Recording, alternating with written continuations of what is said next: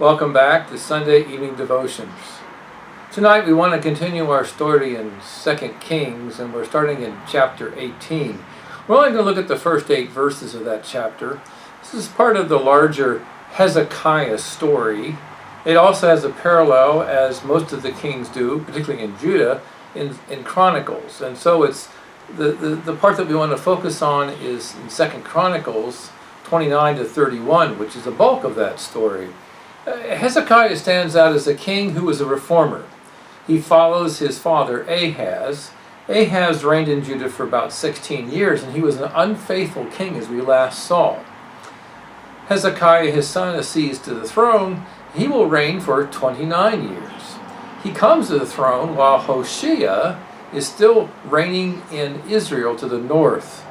But Hoshea has a shorter reign of 9 years, and under him, Shalmaneser of Assyria comes and takes the people of Israel in captivity, which we saw last time.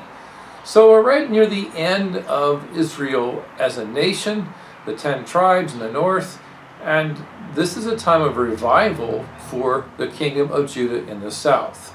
God had given Judah the unfaithful king Ahaz as he followed the world, but God in his faithfulness raises up a man who's after his own heart, much like David, who began with great reforms. What God had done through Hezekiah was to give him a heart of faith and trust, so that one of the first things that he did is that he unlocked the temple and opened it up and gathered together the Levites and the priests and encouraged them to cleanse the temple. And they had a great success with that. And so he instituted temple worship once again.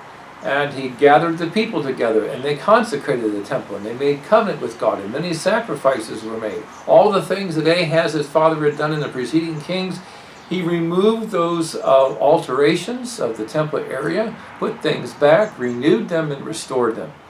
Another thing that Hezekiah did as a king, in bringing the people back to the Lord, was that he reinstituted the Passover.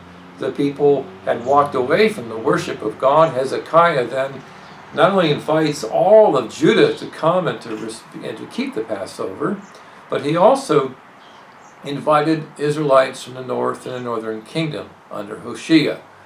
Many of those invitations were rebuffed as the king's couriers went throughout the land, and they were mocked. But some Israelites of the north did come to Jerusalem, and it was a great feast, such that the king extended the feasting for another 7 days.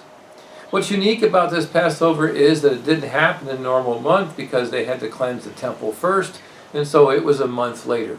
In all this we see that Hezekiah was used of God to bring restoration of the true worship back to the people of Judah.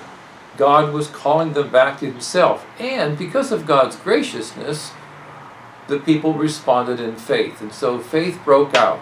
Well, this is a picture, a prelude, if you will, to what Christ will come when he came. That is, that he would restore the temple, he would cleanse the temple, he would call the people back to faith. Would it work in Hezekiah's time? Well, we will see. But even as in Jesus' time, the Jews rebelled against Jesus, yet it is the gospel promise that goes forth. And that is what happened certainly in this time of Judah's history. God sent a mediator king who led the people back to himself. God was being gracious. And God's grace broke out in granting them this gift and in engendering faith. Well, these are the things we should be praying for today, that God would indeed break forth in his grace and send out great faith among his people, that he would restore his church, that he would bring us back to Christ. Christ, the one who's died for our sins, conquered death, given us victory. That's good news. Good night.